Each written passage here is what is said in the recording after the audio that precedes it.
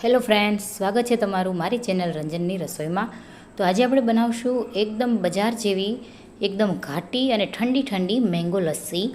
તો ફ્રેન્ડ્સ, આ લસ્સી બનાવવાની એકદમ સહેલી છે અને પીવામાં એકદમ સ્વાદિષ્ટ લાગે છે। તો ચાલો આપણે બનાવવાનું શરૂ કરીએ।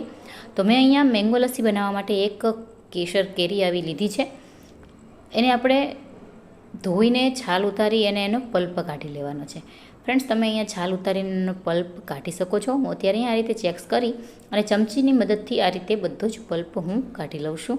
તમે જોઈ શકો છો અહીંયા ફ્રેન્ડ્સ, આનાથી બહુ આરામથી સરસ રીતે ઇઝીલી પલ્પ બધો જ નીકળી જાય છે। હવે આ રીતે થોડા ટુકડા કેરીના છે એ આપણે અલગથી આ વાટકીની અંદર રાખી દઈશું, જેનો આપણે આગળ ઉપયોગ કરશું। તો આ ટુકડાને લઈ લઈએ એક વાટકીમાં। તમે જોઈ શકો છો આનો યુઝ આપણે આગળ કરશું। તો હવે આપણે એક મિક્સર જાર લઈ લેશું અને એની અંદર આ કેરીનો જે પલ્પ છે એને ટુકડાને એડ કરી દઈશું। હવે આને ઢાંકણ ઢાંકી અને આની સરસ એવી પ્યુરી બનાવી લેશું।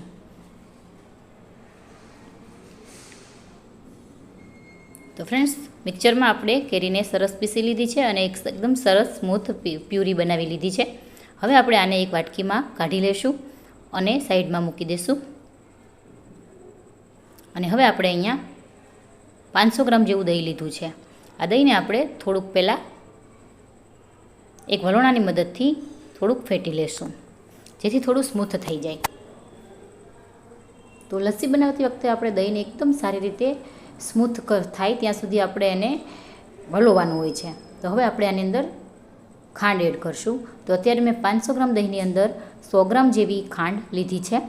તમે જો કેરીની ખાટી હોય તો એ પ્રમાણે અને દહીં જેટલું ખાટું હોય એ પ્રમાણે તમારે ખાંડ લેવાની। મેં અહીંયા અત્યારે કેરીને પીસતી વખતે ખાંડનો ઉપયોગ નથી કર્યો, એટલે મારા દહીં પ્રમાણે મેં 100 ગ્રામ જેવી ખાંડ લીધી છે। તો ફ્રેન્ડ્સ, હવે આપણે આને વલોણાની મદદથી જ્યાં સુધી આ બધી જ ખાંડ ઓગળી ના જાય ત્યાં સુધી આપણે એને સતત આ રીતે વલોણાથી એને ચલાવતું રહેવાનું છે અને એકદમ સરસ મિક્સ કરી લેવાનું છે। ફ્રેન્ડ, ઘણા લોકો મિક્સરની અંદર પણ આ લસ્સી બનાવતા હોય છે, પણ મિક્સરમાં લસ્સી બનાવવાથી લસ્સી છે એકદમ પાતળી થઈ જાય છે ઘણીવાર। તો તમે જોઈ શકો છો આપણી લસ્સી છે આપણે એકદમ બજાર જેવી ઘાટી બનાવવાની છે। તો એકદમ સરસ ફેટાઈ ગયું છે દહીં અને ખાંડ પણ ઓગળી ગઈ છે। તો હવે આપણે આની અંદર જે મેંગોની આપણે કેરીની જે પ્યુરી બનાવીને રાખી છે એ એડ કરી દઈશું અને હવે આ બધું જ સરસ રીતે મિક્સ કરી લેશું। અને મિક્સરની અંદર 2 થી 3 ચમચી પાણી એડ કરી અને એની અંદરથી પણ જે વધેલી પ્યુરી છે એ પણ આપણે લઈ લેશું। પાણીનો ઉપયોગ વધારે પડતો નથી કરવાનો, એ વાતનું ખાસ ધ્યાન રાખવાનું છે, નહીંતર આપણી લસ્સી છે એ પાતળી થઈ જશે અને લસ્સી હંમેશા ગાઢી અને ઘાટી જ સરસ લાગે છે।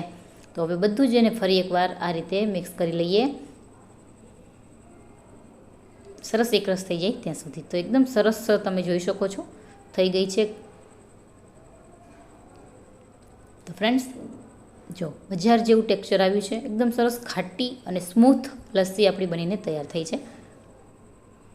તો હવે આપણે આની અંદર ડ્રાય ફ્રૂટ્સ એડ કરશું। તો મેં અત્યારે અહીંયા કાજુ અને બદામને છીણીને રાખેલા છે, એને એડ કરી દઈએ અને થોડાક આપણે ગાર્નિશિંગ માટે રાખશું।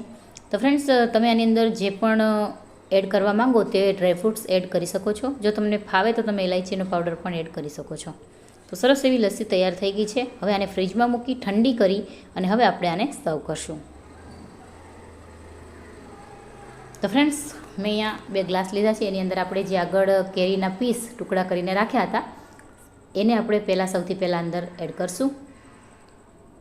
હવે આપણે એની અંદર આઈસ ક્યુબ એડ કરશું, બરફ એડ કરશું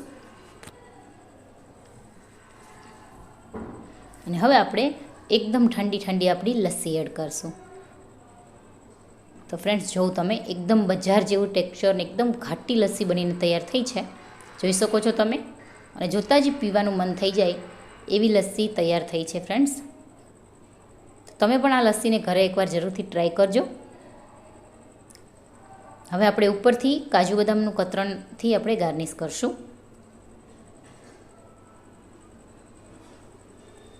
હવે આપણે ફરીથી એકવાર ઉપર કેરીના પીસથી ગાર્નિશ કરશું। કેરીના ટુકડાને એડ કરી દઈએ તો તમે જોઈ શકો છો એકદમ ઠંડી ઠંડી આપણી લસ્સી બનીને તૈયાર થઈ ગઈ છે. તો તૈયાર છે આપણી મેંગો લસ્સી, જોતાં જ પીવાનું મન થઈ જાય એવી. તો તમે પણ ટ્રાય કરજો. કમેન્ટ કરીને કહેજો કે તમને કેવી લાગી આ મેંગો લસ્સી.